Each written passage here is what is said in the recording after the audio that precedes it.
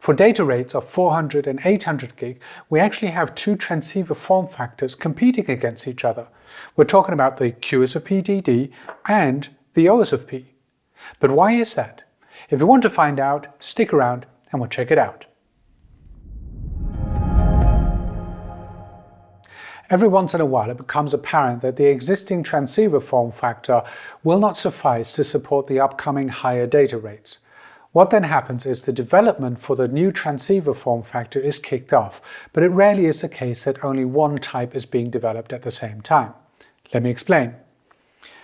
So let's take 100 gig as an example. At the beginning, the biggest challenge was actually to be able to fit 100 gig into a pluggable transceiver. But that was achieved with this, well, now seemingly big dinosaur transceiver, the CFP.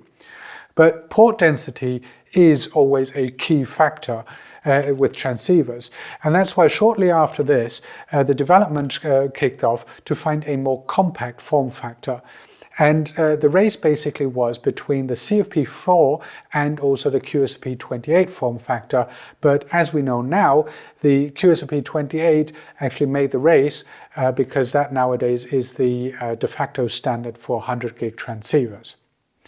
Now, if we look at 400 and 800 gig, the situation isn't quite so clear because we've got two form factors that we're using. On the one hand, we've got the QSFP-DD form factor, and we've also got the OSFP transceiver form factor.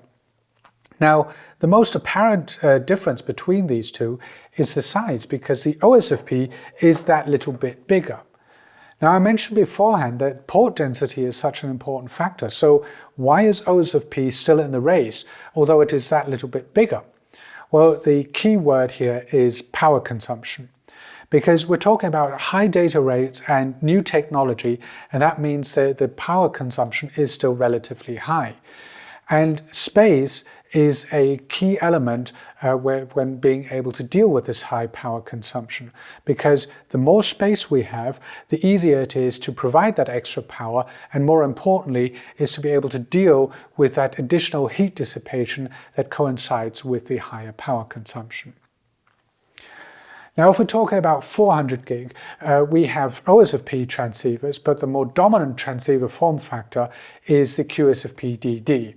And that is because the 400 gig technology has advanced so much that the power consumption is at a level that it is possible to basically fit all the 400 gig transceiver types into a QSFP-DD form factor.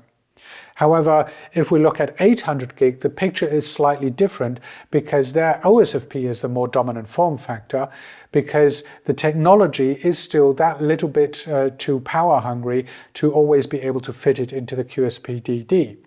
But that may change over the course of time, because with the maturity of the technology, the power consumption will also reduce, meaning that it is more likely to be able to fit everything into the QSFP-DD, and due to the better port density of the QSFP-DD, it could be that that will also become the more dominant form factor for 800 gig, but only time will show. So, I hope you learned something today and that you enjoyed this video. If so, please leave a comment.